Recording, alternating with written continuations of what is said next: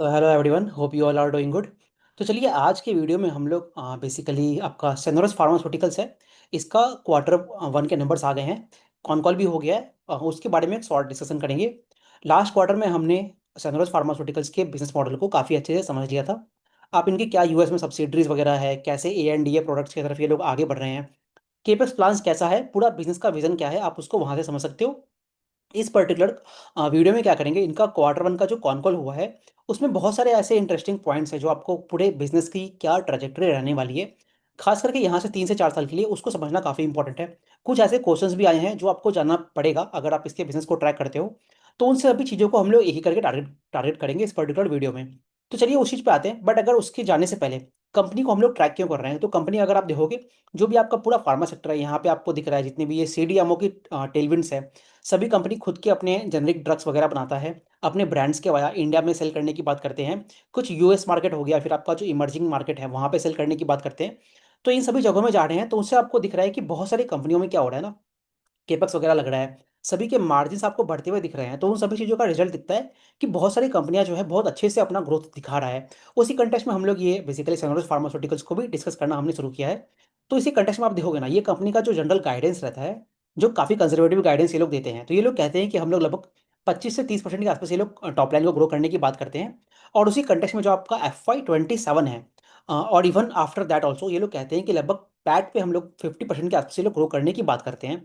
तो ये तो इनका कंजर्वेटिव गाइडेंस हो गया। तो जो हमें लोग इनके क्वार्टर वन के नंबर देखते हैं, तो हमें उस पैरामीटर को लेके इनके नंबर्स को एनालाइज करना चाहिए। तो चलिए देखते हैं क्वार्टर वन में इन्होंने कैसा नंबर्स रिपोर्ट किया है बेसिकली। तो अगर आप क्वार्टर वन के नंबर्स देखोगे, तो क्वार्टर वन में हम ये पाएंगे कि इनका बेसिकली 3 वर्टिकल है, जैसा कि हमने पहले भी डिस्कस किया है। आपका रेगुलेटेड मार्केट, इमर्जिंग मार्केट और ब्रांडेड जेनेरिक्स। ब्रांडेड जेनेरिक्स कहाँ पे आता है, ये आपका मान लीजिए इंडियन मार्केट को सर्व करते हैं। यहाँ पे क्या है, यहाँ पे भी ये लोग अभी हाई मार्जिन प्रोडक्ट की तरफ आगे बढ़ने की बात कर रहे हैं।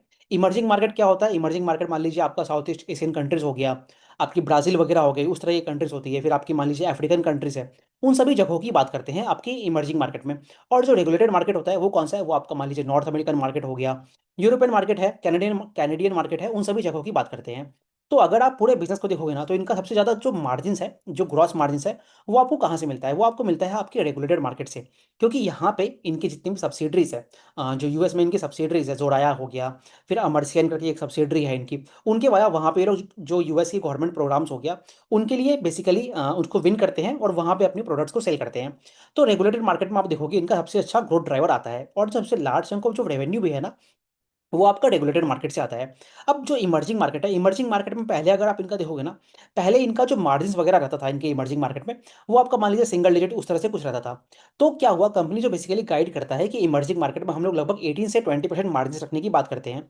अब वहीं अगर आप नीचे देखोगे यहाँ पे, तो इनका आप देख सकते हो कि इनका जो रेगुलेटेड मार्केट में, सॉरी, इमर्जिंग मार्केट में जो इनका एबिटा मार्जिन आया है वो आपको कम हो गया है इस पर्टिकुलर क्वार्टर में, मतलब 14% पे आ गया है। अब कंपनी इस चीज़ के बारे में क्या कहता है, एक तो चीज़ ये होती है ना कि जब भी आप सभी कंपनियों को देखते हो तो आपको क्वार्टर ऑन क्वार्टर जो वेरिएशंस होता है, खास करके जब आप उसको क्वार्टर फोर से क्वार्टर वन में कंपेयर करते हो, तो उतना सही पैरामीटर्स आपको मिलता नहीं है। ऐसा क्यों है, because generally even in the case of pharma also, जो आपके बिजनेस वगैरह होते हैं ना, वो आपके H2 हैवी होते हैं। तो कंपनी वहीं पे कहता है कि जो इनका इमर्जिंग मार्केट भी है वहाँ पे इनका जो मार्जिन है, ये लोग वही कहते हैं कि H2 के अंदर या फिर जो पूरा साल है वहाँ पे अपने जो गाइडेंस है इनका 18 से 20% वहाँ पे ग्रो करने की बात करते हैं। सिमिलरली अगर आप ब्रांडेड जेनेरिक्स को देखोगे ना, तो यहाँ पे एक और क्वेश्चन है कि आप यहाँ पे ये चीज़ देख सकते हो कि इनका जो ईयर ऑन ईयर ग्रोथ है ना, वो आपका मान लीजिए 2% पे डिक्लाइन हुआ है बेसिकली। तो उसी कंटेक्स्ट में अगर आप देखोगे ना, आप इसको FY25 से FY26 के लिए कंपेयर कीजिए, तो आप पाओगे कि लगभग मतलब 8.2 से लगभग 40 करोड़ का वहाँ पे ग्रोथ दिखाया है। तो मतलब क्या है, 3x से 4x ग्रोथ इनका लास्ट फिनेंशियल ईयर में आया है। तो यहाँ पे इनकी क्या ट्रेजेक्टरी है, तो कंपनी कहता है कि इन the case of branded genetics, जो FY26 था, वो इनका फोकस था वॉल्यूम ग्रोथ की तरफ, जो कि आपको दिख रहा है कि 8 करोड़ से लगभग 40 करोड़ का वहां पे रेवेन्यू आया था। वहीं in the case of branded generics in FY27, they are focusing on expanding their margins. तो इसी कंटेक्स्ट में अगर आप देखते हो ना, तो कंपनी कहता है कि इस पर्टिकुलर ईयर के अंदर में भी यहाँ पे ये लोग अपने जो रेवेन्यू है उसको 40 करोड़ से बढ़ा के लगभग 50-60 करोड़ पे ग्रो करने की बात करते हैं। बिकॉज आप देखिए ना, ये आपका एक लो बेस पे है। तो अगर यहाँ पे ये लोग 20 करोड़ भी ग्रो करते हैं, तो वही आपको दिखता है कि वो आपका 50% ग्रोथ दिखता है आपको ब्रांडेड जेनरिक्स के अंदर। अब यहाँ पे सिंस उन्होंने बोला कि हम लोग वॉल्यूम से ज़्यादा बेसिकली मार्जिन के ऊपर फोकस कर रहे हैं, तो मार्जिन के यहाँ क्या रखने की बात करते हैं यहाँ पे ये लोग। तो जैसे ब्रांडेड जेनरिक्स है ना, तो जो पहले जो इनका यहाँ पे जो मार्जिन है वो आपको बहुत कम दिखता था। तो वहीं पे ये लोग अब अपने ब्रांडेड जेनरिक्स के अंदर लगभग 35 से 40% मार्जिन रखने की बात करते हैं। तो आपको ये दिख रहा है कि इन the case of all three verticals, आपका जो रेगुलेटेड मार्केट हो गया, इमर्जिंग मार्केट है, या फिर जो ब्रांडेड जेनेरिक्स है, तीनों की तीनों केस के अंदर जो आपका मार्जिन है वो आपका फर्दर इंप्रूव होने के स्कोप है। अब रेगुलेटेड के अंदर मार्जिन कैसे बढ़ेंगे, तो इनका अगर आप मार्जिन देखोगे ना, तो ऑलरेडी लगभग 30% के आसपास चल रहा है। और वहाँ पे भी इनके बहुत सारे टेलविंड्स है, बहुत सारे नए नए ANDA प्रोडक्ट्स होते हैं। क्योंकि अगर आप इंडिविजुअल लेवल पे देखोगे ना, जो रेगुलेटेड मार्केट है, वहाँ पे क्या मार्जिन इनको मिलता है, तो इनका जो ग्रॉस मार्जिन है वो लगभग 60 से 65% के बीच में मिलता है। और जो EBITDA मार्जिन है वो आपका मान लीजिए 40% में मिलता है। तो सिंस इनके जो नए नए प्रोडक्ट्स हैं, जो आपके ANDAs वगैरह जो US में लॉन्च होने वाले हैं, इन्होंने अपनार फैसिलिटी भी एक्वायर की है, जो गुजरात में बेसिकली प्लांट है। तो वहाँ से उन सभी जगहों से दिखता है कि रेगुलेटेड मार्केट है, वहाँ पे भी इनके जो मार्जिन है वहाँ पे भी फर्दर इंप्रूव होने के स्कोप है। और इसके अलावा क्या है ना, जब आप इनका Q4 से Q1 का नंबर देखते हो ना, तो Q1 आप पाओगे कि वहाँ पे आपको नंबर्स में डिप दिखा है। एक तो वहाँ पे आप एक सीजनैलिटी वाला नेचर ले सकते हो, but at the same time क्या हुआ है ना, इनका जो Q4 था वहाँ पे इनको कुछ फॉरेक्स वगैरह के गेन्स होते हैं। फिर इनका जो IPO का पैसा है वो आपके FDs में रखा रहता है, तो उसी कारण वहाँ पे मान लीजिए आपको इंटरेस्ट वगैरह मिलते हैं, तो वहाँ वहाँ पे आपको अदर इनकम भी मिल रही थी। तो एक बार अगर आप उस Q4 के जो नंबर है, बेसिकली वो क्या है ना, वो आपका एक हाई बेस हो गया due to the forex gains, as well as H2 heavy होता है। तीसरा आपका जो अदर इनकम आता है, उन सभी चीज़ों के कारण आपका Q4 आपका हैवी था। तो उस कंटेक्स्ट में अगर आप इन जो वन टाइम चीज़ें हैं ना, अगर आप इसको निकाल देते हो, तो आप ये पाओगे कि Q4 से लेके Q1 के अंदर रादर इनका जो टॉप लाइन है वो आपका बढ़ा है, और जो मार्जिन है वहां पे भी आपको इंप्रूवमेंट दिखी है। अब ऐसा क्यों हुआ है, these are all driven by जो आपका रेगुलेटेड मार्केट है ना, वहां पे इनके जो ANDA प्रोडक्ट्स हैं उसमें आपको दिख रहा है कि कितना अच्छा वो ग्रोथ आ रहा है। मैं उस चीज को अभी आपको और दिखाता हूँ। तो ये जो बेसिकली अभी तक हमने बातें की, ये आपकी हो गई इनके किस तरह के नंबर्स वगैरह आए हैं। तो आप देख सकते हो इनका जो इमर्जिंग मार्केट है वहाँ पे भी मार्जिन का मेंटेन है, रादर वहाँ पे 1% का मार्जिन इंप्रूव ही हुआ है। रेगुलेटेड मार्केट में भी ये लोग आपको लगभग मान लीजिए 40% के मार्जिन ये लोग मेंटेन किए हुए हैं। तो वो चीज़ भी चल रही है। और जो जेनेरिक्स है वहाँ पे जैसे हमने बात किया अभी, कि वहाँ पे बेटर मार्जिन प्रोडक्ट्स की तरफ ये लोग आगे बढ़ने की बात करते हैं। तो ये इनका एक शॉर्ट में पूरा जो परफॉर्मेंस है, फिनेंशियल परफॉर्मेंस कैसा आया है। तो अगर आप इसको Q1 ये सारी जो नॉइजेस वगैरह हैं, अगर आप इसको निकाल दोगे, तो आप पाओगे कि इनका जो Q1 का नंबर है वो काफ़ी अच्छा आया है, मतलब well with in their guidance है। रादर उसको बीट ही कर रहे हैं, क्योंकि अभी देखिए ना, जो इनका Q1 गया है वहाँ पे इनका क्या मार्जिन रहा है, और जो H2 आएगा वहाँ पे तो दिखता है ना कि इसमें वो आपका क्वार्ट मतलब H2 हैवी है, तो वहाँ पे फर्दर आपके मार्जिन इंप्रूव होने के स्कोप दिखते हैं। तो यहीं पे आप इन सभी पैरामीटर्स को लास्ट 5 क्वार्टर का, सिंस आप इसी कंपनी इस तरह से परफॉर्म कर रही है, तो आप यहाँ पे सारे पैरामीटर्स को आप एक जगह पे बेसिकली देख सकते हो। तो आप देख रहे हो कि इनका सेंस जैसे जैसे आपका रेगुलेटेड मार्केट है वो आपका बढ़ रहा है, तो उसी केस में आप देखोगे इनका जो मार्जिन एक्सपांसन है बोथ आपको ग्रॉस मार्जिन लेवल्स पे, और जो EBITDA मार्जिन लेवल है वहाँ पे आपको बढ़ता हुआ दिख रहा है। तो ये पूरा बेसिकली बिजनेस के परफॉर्मेंस वगैरह के बारे में हो गया। अब चलिए कुछ और चीज़ों के बारे में बात करते हैं, जहाँ पे बिजनेस की जो ट्रैजेक्टरी है उसको समझना काफ़ी जरूरी है। तो देखिए, जब हम लोग किसी कंपनी को देखते हैं, एग्जांपल के लिए अगर मैं आपको बताऊं, जैसे हमने जो स्काई गोल्ड की केस में देखा है, क्योंकि स्काई गोल्ड एक काफ़ी अच्छा केस स्टडी हो जाता है। तो वहां पे हमने ये देखा था कि उस कंपनी के केस में सिर्फ उनकी ग्रोथ नहीं आ रही थी, और उन स्काई गोल्ड के केस में हमने क्या देखा, उनका जो ग्रोथ है वो आपका एक मान लीजिए काफ़ी अच्छा ग्रोथ है। अच्छा ग्रोथ कहने का मतलब क्या है, कंपनी सिर्फ टॉप लाइन नहीं दिखा रहा है, at the same time company जो अपना आपका कैश है उसको भी जनरेट कर रहा है। जो चीज़ हमने स्काई गोल्ड के केस में देखी थी, वही चीज़ हम लोग सेनोरस फार्मास्यूटिकल्स के नंबर्स में भी ला सकते हैं। अब ये इंपॉर्टेंट क्यों है, पहले तो ये समझना जरूरी है। तो देखिए यहाँ पे दो चीज़ है। एक क्या होता है, आपने ये देखा कि जो फार्मा सेक्टर है पूरा, यहाँ पे जो आपकी वर्किंग कैपिटल होती है वो आपकी काफ़ी ज़्यादा होती है, बिकॉज आपका जो प्रोडक्ट है वो आपका US वगैरह में जाता है। वहाँ पे जो गवर्नमेंट बॉडीज़ है उनसे आपको डीलिंग होती है, तो आपका जो पूरा वर्किंग कैपिटल है, इन्वेंट्री वगैरह है, वो आपकी काफ़ी समय के लिए रहती है। तो उस केस में एक ऐसी कंपनी जो पहले पहले के बाद पहले मतलब कहने का मतलब क्या है, जिसका वर्किंग कैपिटल है वो आपका स्ट्रेस्ड है। दूसरा, ऐसा कंपनी है जो एक हाई पेस पे ग्रो कर रहा है, क्योंकि आप देख रहे हो कि कंपनी आराम से 50% पे तो ग्रो कर रहा है। ऑल इनका जो गाइडेंस है वो आपका मान लीजिए वही 25-30% पे रहता है। और अगर आप इस क्वार्टर में भी देखोगे तो लगभग 30-35% के बीच में ये लोग ग्रो किए हैं। तो कहने का मतलब क्या है, एक कंपनी जो इतने फास्ट पेस पे ग्रो कर रही है, high working capital stressed conditions में काम करता है, वहां पे अगर आप कैश फ्लोज को अपने इंप्रूव करते हो तो आपको दिखता है कि कंपनी का जो क्वालिटी ऑफ फंडिंग है वो भी आपका काफी अच्छा है। उसी कंटेक्स्ट में अगर आप इनका EBITDA टू OCF कन्वर्जन देखोगे ना, तो मैंने लास्ट 5 क्वार्टर का जो डेटा लिया है उस पर आप देख सकते हो कि कंपनी, अगर आप सिर्फ क्वार्टर वन ऑफ FY26 से आपका जो क्वार्टर वन ऑफ FY27 है उसको आप कंपेयर करते हो ना, तो आपका जो OCF बाई EBITDA है, मतलब EBITDA बाई मतलब ऑपरेटिंग कैश फ्लो जो जनरेशन है, वो आपको दिख रहा है कि लगभग 33% पे रादर इन्हांस ही हुआ है। अब किसी भी कंपनी का अगर आप देखते हो ना कि मान लीजिए 30 से 40% के बीच में आपका OCF जनरेशन होता है, तो आपको दिखता है कि कंपनी की जो अर्निंग्स की क्वालिटी है ना वो आपकी काफ़ी अच्छी है। अब इसी चीज़ का आप एक अलग एग्जांपल देखोगे ना, तो क्या है ना, कंपनी को जब मान लीजिए कोई एक्विजिशन करना है भविष्य में, कोई आपको केपेक्स वगैरह करना है, जैसे इन्होंने IPO से पैसा उठाया, तो वहाँ पे क्या होता है ना, आपको जो केपेक्स वगैरह करना है उसके लिए आपको फ्यूचर क्यूआईपी वगैरह रेज करने की जो संभावना होती है वो आपको कम हो जाती है। अगेन चलिए इसको हम लोग स्काई गोल्ड से कंपेयर करते हैं। तो आपने वो देखा ना, जो स्काई गोल्ड 2.0 की जो बात हो रही है, जो वो लोग FY 30 तक का विजन दिया है, तो वहाँ पे भी वो लोग अपना जो पूरा ग्रोथ है उसके लिए कोई फर्दर केपेक्स मतलब इक्विटी रेज वगैरह नहीं करेंगे। तो उस कंटेक्स में आप इसके नंबर्स को देखिए तो आपको दिखेगा कि इनकी जो क्वालिटी ऑफ अर्निंग है वो भी काफ़ी अच्छी है। तो ये चीज़ हो गई। अब यहाँ पे मैंने जानबूझ के इस चीज़ को रखा है ताकि इससे आपको मालूम चलेगा कि इनका जो फ्यूचर का ग्रोथ रेट है, ग्रोथ ड्राइवर है, वो आपको कैसे आएगा। तो अगर मैं यहीं पे आपसे जो कंपनी की विजन है ना उसके बारे में अगर मैं बात करता हूँ, तो देखिए कंपनी का आईपीओ आया तो कंपनी यहाँ से जैसे इनका जो जनरल गाइडेंस होता है 25 से 30% पे ग्रो करने की बात करते हैं। अब at the same time company कहता है कि आने वाले 3 या 4 सालों के अंदर हम लोग आई थिंक लगभग FY 28 या 29 तक ये लोग बोलते हैं कि हम लोग जितने भी इनकी प्रोडक्ट्स हैं, मतलब जितने भी नए नए ड्रग्स वगैरह आने वाले हैं उन सभी को लेके, जिससे इनको 100% विजिबिलिटी है। कहने का मतलब क्या है, नॉट स्पेक्युलेटिव, रादर जहाँ पे इनको विजिबिलिटी है उसके बेसिस पे ये लोग लगभग 2500 से लेके लगभग 3,000 करोड़ तक के रेवेन्यू करने की बात करते हैं। अब अगर आप FY 26 का इनका रेवेन्यू का नंबर लोगे ना, जो कि अराउंड आई थिंक 600 करोड़ या 700 करोड़ के बीच में था, उसके बेसिस पे अगर आप CAGR निकालने की कोशिश करोगे तो इनका जो विजन है, एंड डिपेंडिंग अपॉन द ये प्रोडक्ट्स विजिबिलिटी दे हैव, इनका जो ग्रोथ रेट का CAGR आएगा वो आपको लगभग लगभग मान लीजिए आपका आता है। अगर आप FY 29 लेते हो तो लगभग 55 से 65% के बीच में इनका टॉप लाइन ग्रोथ आता है। और अगर आप FY 30 लेते हो तो लगभग 40 से 45% के बीच में आता है। कहने का मतलब क्या है, कंपनी का जो विजन है, वो जो नंबर्स है वो आपका मच हायर है जो इनका कंजर्वेटिव गाइडेंस होता है ग्रोथ नंबर्स का। अब ये तो इन लोग कहते हैं कि टॉप लाइन पे ग्रोथ करने की बात करते हैं। वहीं पे आप देख रहे हो कि इनके जो नए नए ये मतलब दवाइयों की जो आने वाला है, वो था आपकी इंडियन मार्केट में, और जो ह्यूज चंक है जो आपका रेगुलेटेड मार्केट में आएगा, और जो आपकी इमर्जिंग मार्केट है, सभी जगहों पे मार्जिन एक्सपांड हो रहा है। तो आपको दिखता है कि कंपनी का जो मार्जिन है यहाँ से भी फर्दर इंप्रूव होने के स्कोप है। तो कंपनी भी कुछ उसी तरह से कहता है कि इनका टॉप लाइन जो है मतलब 2500 से 3,000 करोड़ का विजन रखते हैं, और वहां पे प्रॉफिटेबिलिटी को इन्हांस करने की बात कर रहे हैं। तो कंपनी बेसिकली ये कह रहा है कि this is the bare minimum which they are targeting. But जो कंपनी का गाइडेंस है वो आपको दिखता है कि 25 से 30% पे कंजर्वेटिव देते हैं। तो ये आपको लेके चलना है। तो अब ये जो ग्रोथ है, ये आपका ग्रोथ आने कहाँ से वाला है। तो इस पूरे ग्रोथ के बीच में इनका जो सबसे बड़ा ड्राइवर है वो आपका यूएस मान लीजिए आपका एक फोकस पॉइंट हो जाता है।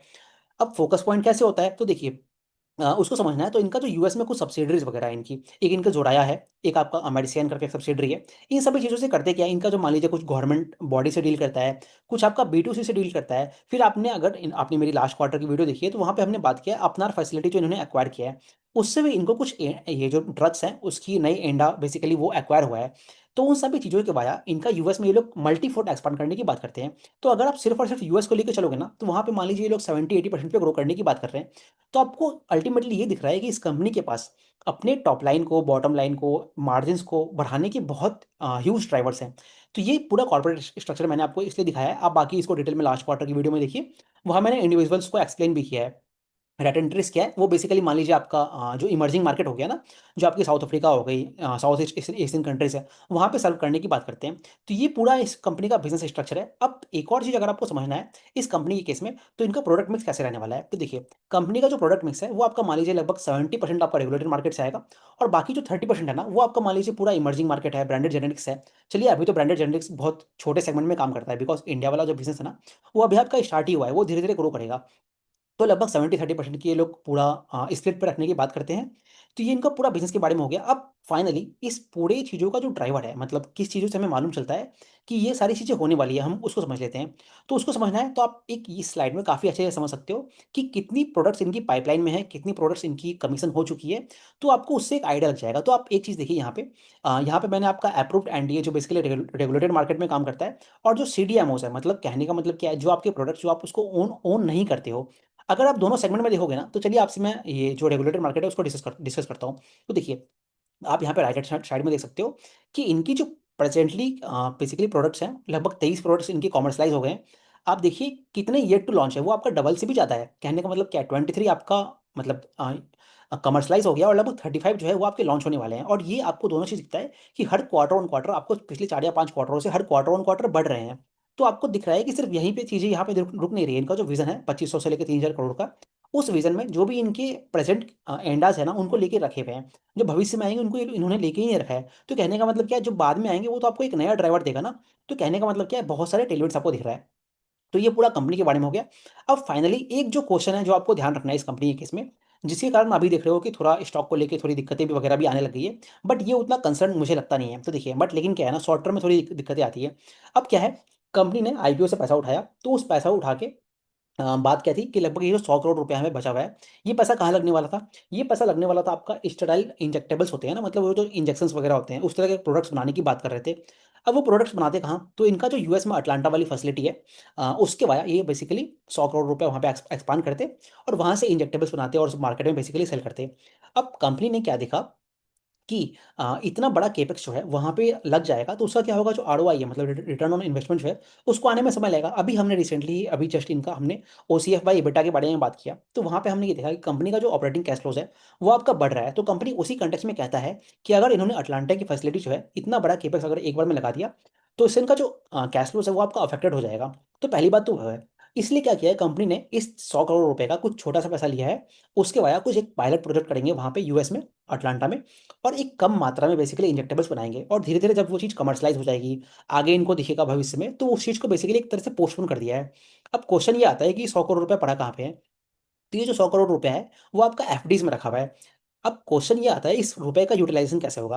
तो कंपनी ने यहीं पे कहा है कि ये जो पैसा है, ये जो पैसा है इनका, मान लीजिए आपका गुजरात में जो इनकी फैसिलिटीज है, आई थिंक बड़ौदा में जो फैसिलिटी है, उसके वाया ये लोग जो ओरल सॉलिड डोसेज होते हैं, मतलब जो टैबलेट्स वगैरह होते हैं, उसकी तरफ पैसे को डाइवर्ट करेंगे। अब ये बिजनेस के लिए एक तरह से अच्छा है। ऐसा अच्छा क्यों है? बिकॉज देखिए, ये जो ओरल आपके जो डोसेज वाले टैबलेट्स है ना, ये आपके यूज़ कहाँ पे होते हैं? ये आपका जो ये खुद के एंडा प्रोडक्ट्स हैं, मतलब रेगुलेटेड मार्केट के लिए, और जो सीडीएमओस है ना, वहाँ पे इनको आपको दिख रहा है कि मल्टीफोल्ड ग्रोथ आ रहा है। तो ये जो पैसा है उसकी वजह ये लोग ओरल सॉलिड्स के जो प्रोडक्ट्स हैं उसको बनाएंगे और उसको सेल करेंगे। तो एक तरह से बिजनेस के लिए वो चीज़ अच्छा है। बट अगेन दिस इज, जो अभी शेयर होल्डर्स है उसके कारण उसको अप्रूवल मिलेगा, तब वो चीज़ आगे बढ़ेगी। तो कहने का मतलब क्या है, इस चीज़ के कारण एक शॉर्ट टर्म में थोड़ा सा आपको दिखेगा कि नॉइस वगैरह आ गए हैं बिजनेस के अंदर। अब एक और नॉइस के बारे में चलिए हम लोग बात कर लेते हैं। तो उस चीज़ में जाने से पहले, तो अगर आप देखते हो इनके नंबर्स को, तो आपने अभी रिसेंटली अगर न्यूज़ आर्टिकल्स वगैरह देखे होंगे, तो ये बातें हो रही हैं कि भाई जो यूएस है वो कुछ 100% टैरिफ वगैरह वगैरह लगाने वाला है जितने भी ये जेनरिक्स वगैरह हैं। तो कंपनी उसके बारे में क्या कहता है? अब चलिए, ये क्वेश्चन जो है, लॉरस लैब्स का जो हमने वीडियो किया वहाँ पे उनके मैनेजमेंट से पूछा नहीं किया। सिमिलर केस था आपका एकोटास केमिकल्स, उस उनसे भी पूछा नहीं किया। बट ये क्वेश्चन आपका ये सनराइज से पूछा गया है। तो कंपनी वही कहता है कि इस तरह की चीज़ें तो बार बार आती रहती है, बाकी ज़्यादा कमेंट इन्होंने किया नहीं है। तो कहने का मतलब क्या है, इस पर्टिकुलर बिजनेस के जो इस क्वार्टर के नंबर्स है, नंबर्स काफ़ी अच्छे आए हैं। इनका जो यहाँ से ग्रोथ ट्रैजेक्टरी है वो भी आपको काफ़ी अच्छा दिख रहा है। बट इस समय कुछ ये दो तीन चीज़ें हैं जो आपका आईपीओ वाला दिक्कत आ गया, क्वार्टर ऑन क्वार्टर जो वेरिएशंस दिखता है, ऑल्दो उससे बिजनेस में कुछ परफॉर्मेंस में दिक्कत नहीं दिख रही है मुझे तो। बट अगेन उससे एक छोटा सा नॉइज बनता है। तीसरा जो ये यूएस वाली बात होगी, आईपीओ वाली बात होगी, तो ये जो दो तीन पॉइंट्स है ना, ये आपको देख के चलना है कि क्वार्टर ऑन क्वार्टर इसमें क्या चीज़ें बदलती है। एक बार वो चीज़ें क्लियर हो जाए, तो आपको दिख रहा है कि बिजनेस यहाँ से काफ़ी अच्छा कर रहा है। तो उस बेसिस पे अगर आप देखोगे ना, इनका जो जो इनकी पाइपलाइन है प्रोडक्ट्स की, वो आपकी काफ़ी अच्छी है। नंबर्स वगैरह काफ़ी अच्छे आ रहे हैं। मार्जिन्स में आपको इंप्रूव होने के स्कोप आपको और भी दिखते हैं। इनका जो ऑपरेटिंग कैश फ्लोज है वो भी आपका अच्छा आ रहा है। तो बिजनेस आपको दिखेंगे ना, हर डायरेक्शन में अच्छा ही कर रहा है। और फाइनली चलिए, अगर मैं आपसे वैल्यूएशन वगैरह के बारे में भी बात करता हूँ, तो देखिए, कंपनी की जो खुद के गाइडेंस है उसको ही लेके चलते हैं। तो 50% पे ये लोग अपने EBITDA को ग्रो करने की बात करते हैं, टॉप लाइन को 30% पे ग्रो करने की बात करते हैं, जो कि काफ़ी कंजर्वेटिव नंबर है। अगर आप उसके बेसिस पे इनका फॉरवर्ड पी वगैरह निकालोगे, तो जो इनके पीयर्स हैं, जैसे हमने लॉरस लैब्स को देखा था या एक्विटास को देखा था, उससे आपको दिखेगा कि कंपनी का ये जो फॉरवर्ड अर्निंग्स के बेसिस पे जो आप फॉरवर्ड पी वगैरह निकालोगे, वो भी आपको काफ़ी कम दिखेगा, depending upon the growth rate which they are growing. तो ये पूरा बिजनेस के बारे में है। तो नंबर्स काफ़ी अच्छे हैं, कुछ नॉइज वगैरह चल रहा है, उस चीज़ों को हमें देखना पड़ेगा थोड़े समय के लिए। बाकी कंपनी अगर ग्रो करता रहेगा तो ये बात किसी को याद नहीं रहने वाली है। चलिए, यहीं पे वीडियो को पॉज करते हैं, अपने डाउट्स पूछिए, I will try to answer them. Thank you very much.